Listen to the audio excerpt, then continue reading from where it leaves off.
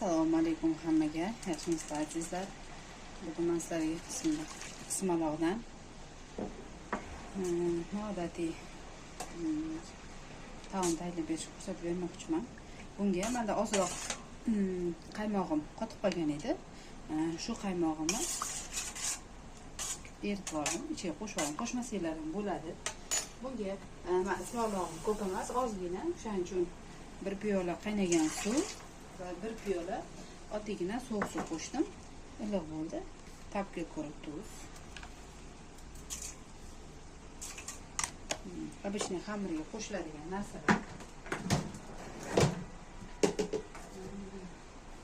Va yaxshilab aralashtirib olamiz. Xamirimiz qattiq bo'lmaydi, o'rta yumshoqlikda xamir qolinadi.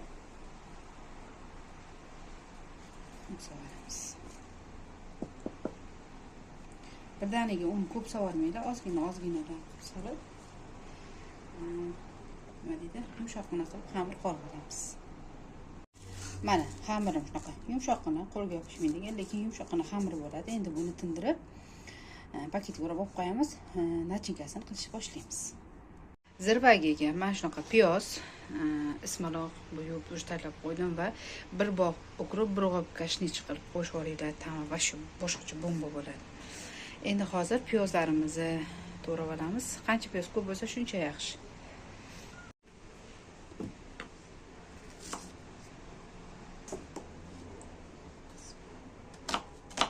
Men kubik shaklida to'g'rash yoqadi.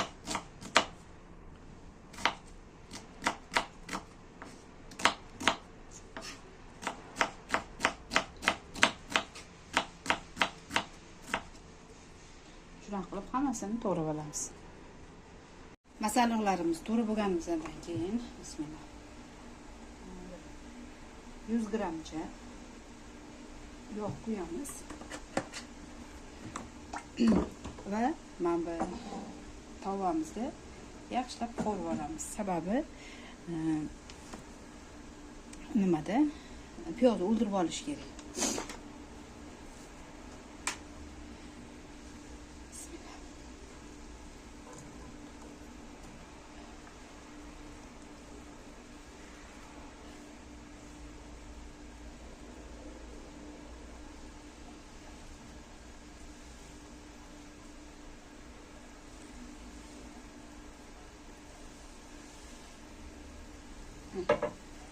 Sovuqdi.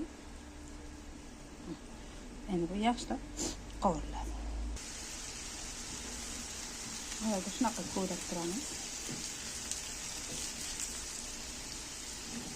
Tabga ko'ra tuz solasizlar.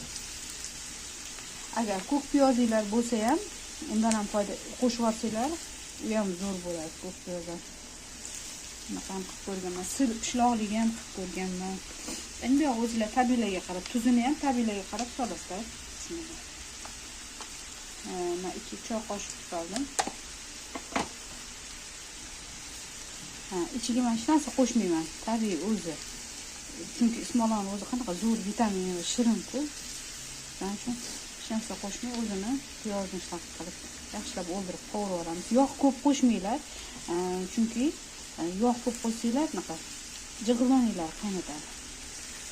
Shuning uchun normalniy qilib o'sha 2 daqiqa qilib solsanglar, yana piyozni o'ldirib olishga kerak bo'ladi. Masalan, ismaloqni bo'lsa shunday dimlab qo'yib pishiriladi. Hozir jarayonni ko'rsataman. Mana shunaqa bo'lib qovurilgandan keyin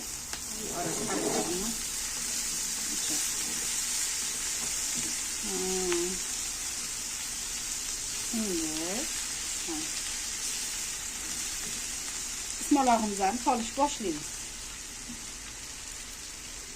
Ismaloq qovurilmaydi, shundoq o'zida pipasi bundoq qo'yiladi, bo'ldi. Shu bilan o'ladi. Chunki tez nima bo'ladi bu?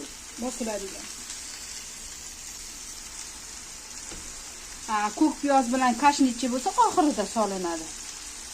Hozir shunaqa qilib turadi.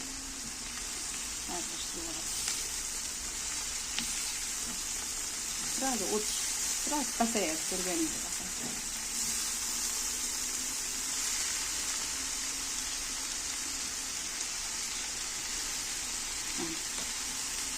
keyin yana dachib qolgan qolaveradi. Buni hamma joyi vitamin, mineral. Bizga foydali. Hozir ismolarda chiqdi. Qimmatdan shunaqa. Shunaqa qilib bersanglar farzandinglar, oila maza qilib yeydi. Endi solamiz. Shunaqa qilib pishirib olamiz. Mana ikkinchisi unaqa to'raganim hammasini soldim. Mana ko'rganda unaqa suvni chiqarib olmaysizlar. Suvni chiqarib olsanglar unda kamayib yo'qolib ketadi vitamini ham. Mana bo'ldi. Bu tayyor bo'ldi. Endi hozir bunga kashnich bilan haligi to'rab olgan ukrupni qo'shib yuboraman. Ko'p emas, 5 minut. Bu ham 5 minutdan keyin уже tegini o'chiramiz. Bu yog'ini yaxshilab qovurib olamiz, aylantirib. Hop bo'ldi. Shu bilan ismaloqning nachinkamiz tayyor bo'ladi. Keyin xamirga o'tamiz.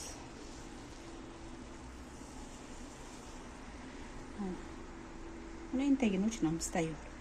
Ana, endi nachinkamiz soviguncha unimizni sepib xamirimizni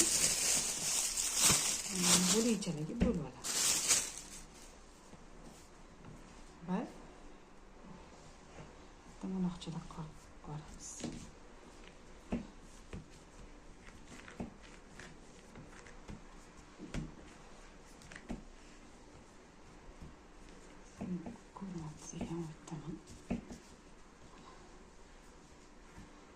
Yong'og'idan sal kattaroq.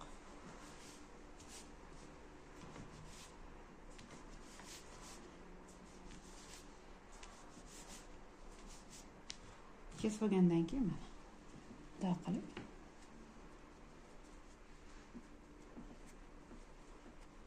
mana shunaqa qilib hammasini qilib olamiz. Mana zuvalachalarim qilib oldim. Endi bitta-bitta yoyishni boshlayman. Yoyganda yupqa qilib yoyasizlar. Xuddi gumma, chebo'rak qiladi, o'shanga o'xshab yoyasizlar.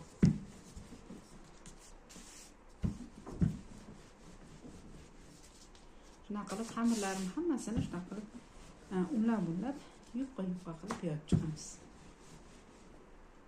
Mana xamirimizni yoyib olgandan keyin bunaqa qilib nachinkamizni sovib olamiz.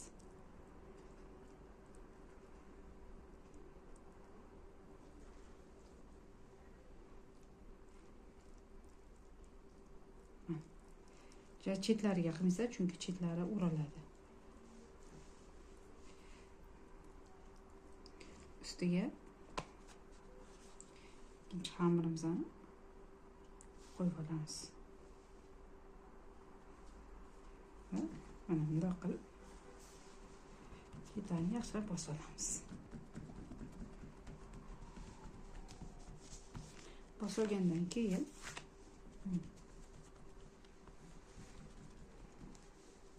mana buni qilib o'rib chiqaman. Menga yoqadi. Xohlasanglar kesib olinglar. Dumaloqcha qilib kesib olsanglar ham bo'ladi. Mana buni qilib chiqaman.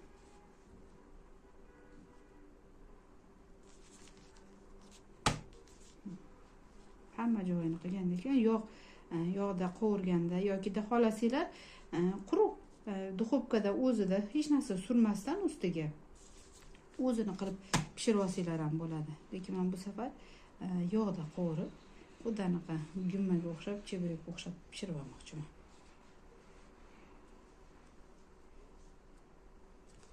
Mana hamma joylar shunda suvi ham chiqib ketmaydi, nachinkasi ham o'tirib ketmaydi. Mana men xamirlarimni qilib oldim. 3 donasini shunaqa qilib oldim. Men sizlarga hozir ham duxovkada, ham yog'da qovurilganini qilmoqchiman. Qaysidir qizimga yog'da qovurilgani, yo qaysidir farzandlarimga duxovkada pishgani yoqadi. Bunisi mana duxovkaga qiladigan hech narsa surmaysiz, oddiygina suv. Mana shunaqa sal-sal. Xudan so'qoni somsalari bo'ladi-yu, shunaqaga o'xshab chiroyli bo'lib chiqadi. Mana endi qizigan skоворodkamizga yog' quyib olamiz. Bismillah.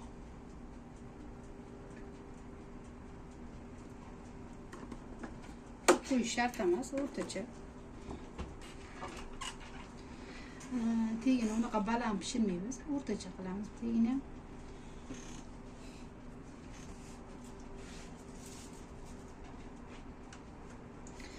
Birinchi mana bu bukilgan tarafiga solib qo'rib olamiz. Bismillah.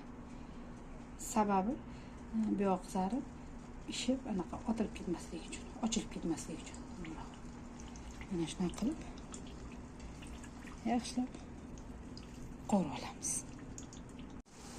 Mana bu keyingi taraf o'sha qizargandan keyin aylantirib pishiraveramiz. İçi pishgan, shuncha xavotir olmaslar. Yana usti qizarib, chiroyli bo'lguncha pishirib olamiz. Bu yerda duxovkada ham pishyapti. Bu orada yana qaraymiz, yana bir qator suv sepib yuboramiz. Ko'p emas, ozgina. Mana azizlarim, bu yog'da qo'rib pishirganim, bu esa duxovkada pishgani. Tuxumsiz, o'zi oddiygina suv bilan shunaqa qilib qizartiramiz. Bu sal qattiqroq bo'ladi bunga qaraganda. Bu videolarim sizlarga yoqdi degan umiddaman. Menga like bosishni va obuna bo'lishni, kommentariyalarda qanday yana taomlar pishirib berishimni yozib qoldirsanglar, qo'limdan kelgancha harakat qilib pishirib beraman.